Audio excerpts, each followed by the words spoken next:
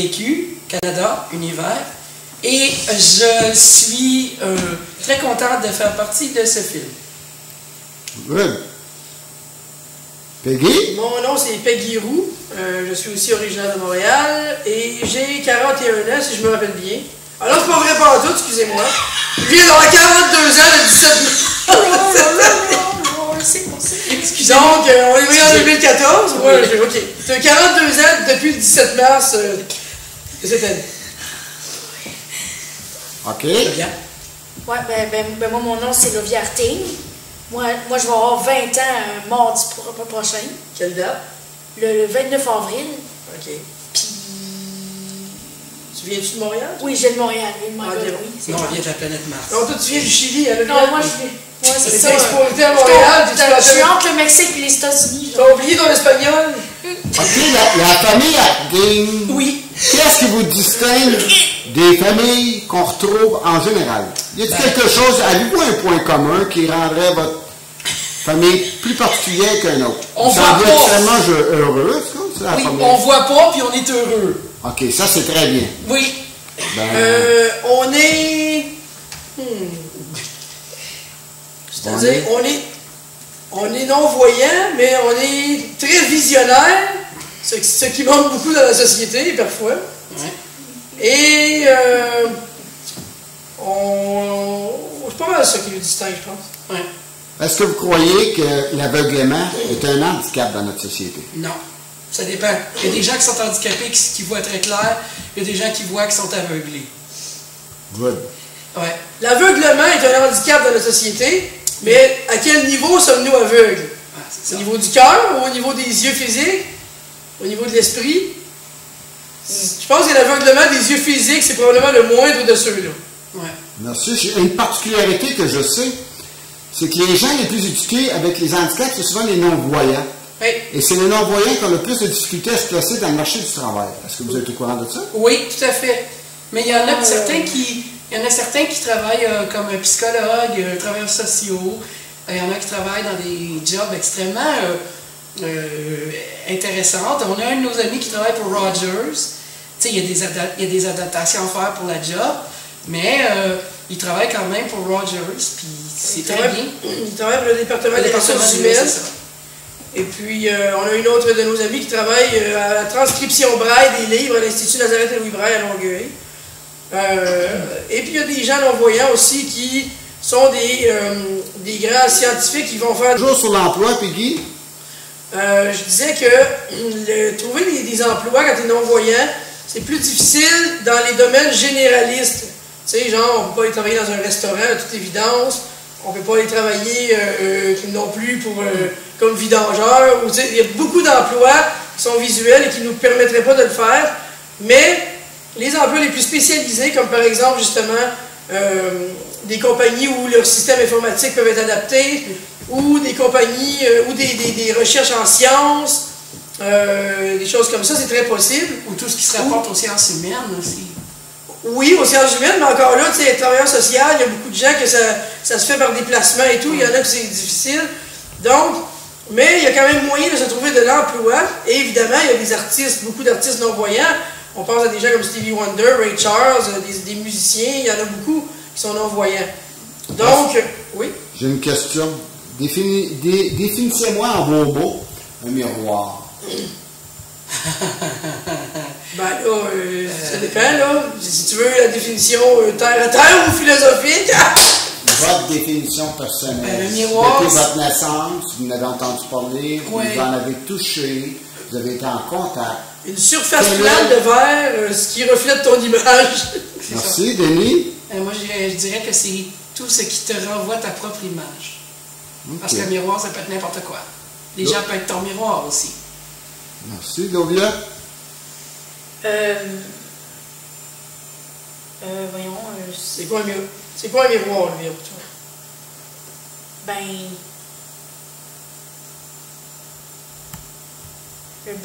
Moi, un miroir, c'est. Si tu te regardes dans le miroir, t'es. Voyons, maudite cochonnerie. Non, mais c'est quoi un miroir, Olivia? C'est quelque chose en vite, c'est quelque chose que tu touches, tu te regardes là-dedans, c'est quoi un miroir? Tu sais ce que c'est? Ben, c'est ça. Tu veux te regarder. Ça peut servir pour se regarder pour être beau, si on est beau, si on est genre. Si t'es pas beau, le miroir est casse. C'est ça. C'est ça. Donc, ça reflète la lumière aussi, la lumière. Ça peut refléter la lumière, hein? Ça peut. La réponse amène à une autre question, Lovia. Qu'est-ce que la beauté? La beauté, c'est. La beauté, ben. Pour moi, c'est.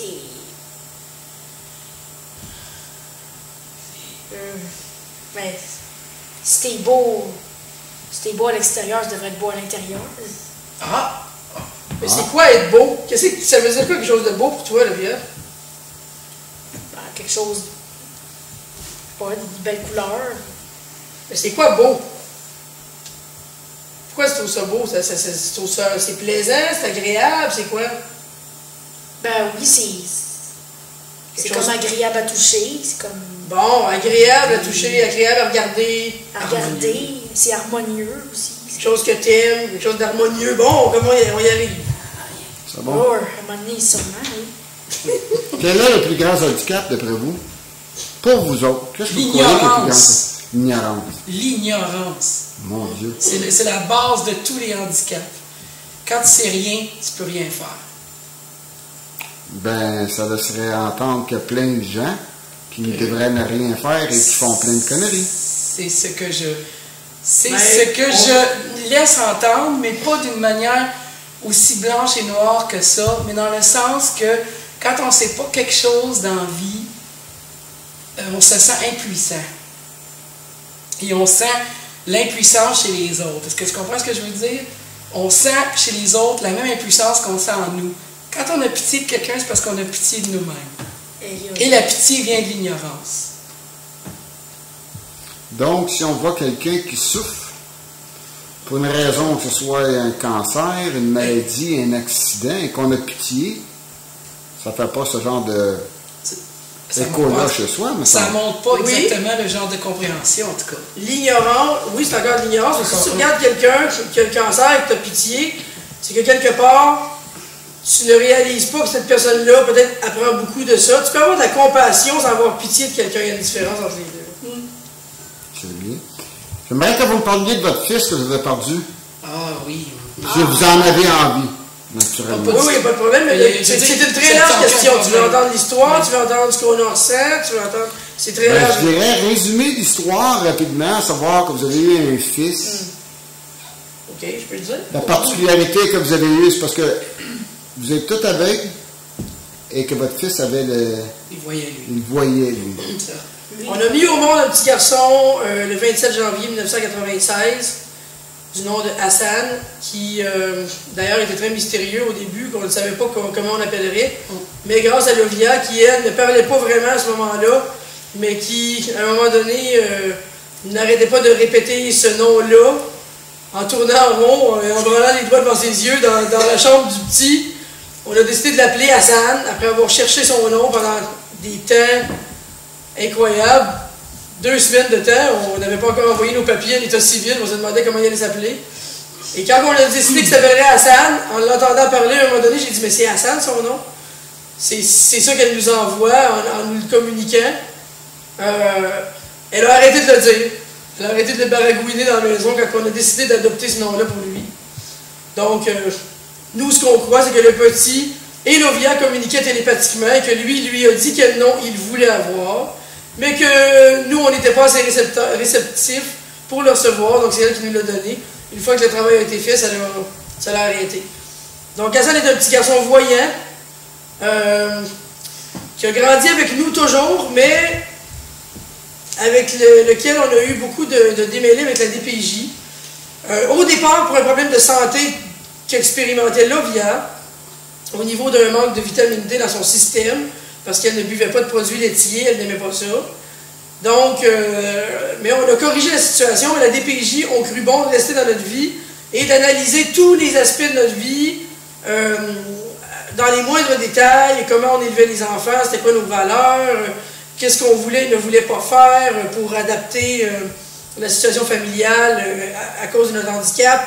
Donc, ils ont été là et là, ils ont réalisé qu'Hassan était un enfant voyant avec beaucoup d'habileté. En vieillissant, il est devenu un petit garçon hyperactif. Donc, pour eux, on était inapte à le surveiller adéquatement. Donc, ils ont exigé qu'on le mette en garderie. Et Lovia aussi, qui, elle, avait des troubles d'autisme et ça causait des gros problèmes au niveau des garderies parce que les garderies ne la gardaient pas, étant donné qu'elle faisait des grosses crises et tout. Jusqu'à ce qu'on trouve une garderie dans l'Ouest qui est spécialisée pour les enfants handicapés qui s'appelle la garderie Papillon. Donc, ils ont exigé qu'on le mette en garderie. On était allé en cours jeunesse, on s'est débattu évidemment. Donc, le 5 jours a été réduit à 2 jours pour Hassan et 3 jours pour Lovia. C'est-à-dire le 5 jours que les autres exigeaient à la base. Et ensuite, ils ont grandi. On a fini par avoir moins la DPJ autour de nous.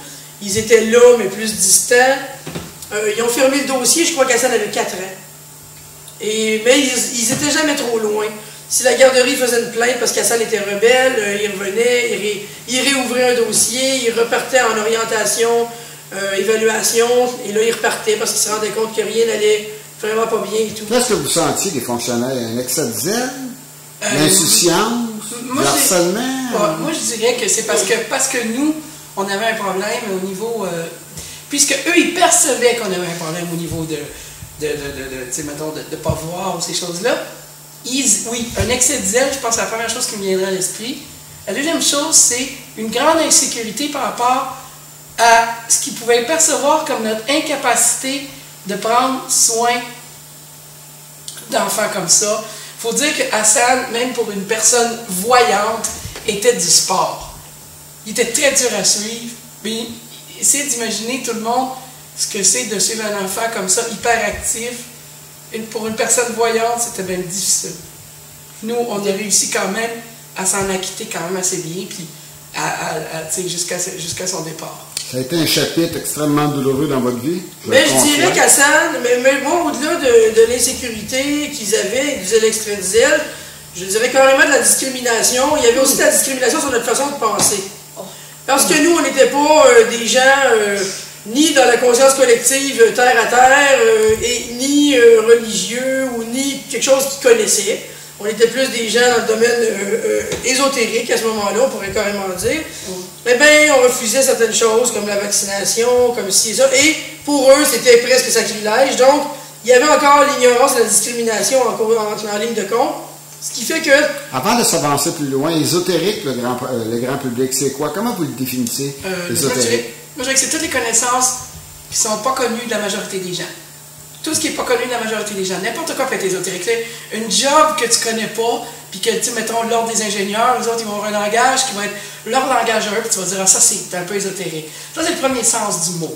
OK? C'est comme quelque chose qui n'est pas connu par la majorité des gens. Okay. On pourrait dire, pour que les gens comprennent encore mieux, moi, j'appellerais ça les sciences alternatives. Ou les sciences, parasciences, parce que le mot para, ça veut dire au-delà ou à côté.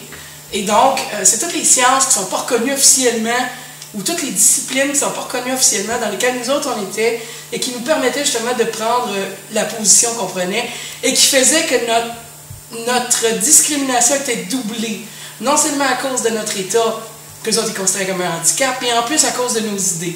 J'ai bien aimé ce que Peggy a souligné, parce que ça doublait le sens de discrimination par rapport à nous autres. Ça fait un chapitre extrêmement douloureux dans votre vie. Oui, votre vie n'est pas terminée. Oui et non, je vais t'expliquer. Bon, Denis a donné une définition très large d'ésotérique, c'est intéressant, mais nous, on est dans des choses comme la conscience des extraterrestres qui nous visitent, des contacts, la réincarnation, la spiritualité plus holistique, c'est-à-dire Dieu partout en tout. Et donc, on acceptait des concepts qui n'étaient pas très communs pour la DPJ. Et donc aussi des choses que les gens ne savent pas sur l'alimentation, par exemple, comment les sucres peuvent être destructeurs au niveau du cerveau, puis peuvent créer des problèmes d'hyperactivité. Donc on ne donnait pas de sucre raffiné à ce moment-là, et de produits laitiers en plus, parce que notre fils était intolérant au lactose. Lovia n'aimait pas ça. Donc on ne consommait pas de produits laitiers à la maison. Toutes ces choses-là faisaient en sorte que... Je vais faire une parenthèse. Les produits laitiers, ici, au Québec, sont subventionnés et promus de façon constante. Exactement. Donc, le refus de ça, de notre part, était pour eux, mais c'est pas parce que c'est promu et constant que ça veut nécessairement dire que c'est bon, on s'entend. Coca-Cola, c'est promu à pleine capacité aussi, puis c'est très mauvais, on le sait. Excellente référence. Donc, c'est pas parce qu'on dit que les produits OGM, c'est bon pour la santé que c'est vrai. Donc, il faut faire attention entre discerner ce qu'on veut nous faire avaler et ce qui est réellement bon. Oui.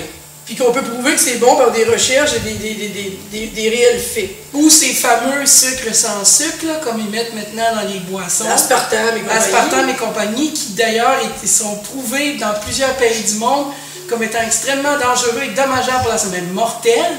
Et on les vend encore en disant non, c'est pas vrai, c'est pas vrai, c'est pas vrai, parce que les pharmaceutiques sont derrière et ils poussent très fort sur la machine pour que ça sorte, puis il y a des grosses publicités pour que ça vende. Malheureusement, on ne pourra pas refaire le monde ce soir. Non, c'est certain, mais un jour, il faut le refaire. Donc, éventuellement, il y aura toujours des grands visionnaires dans la société qui vont le refaire un jour, le monde.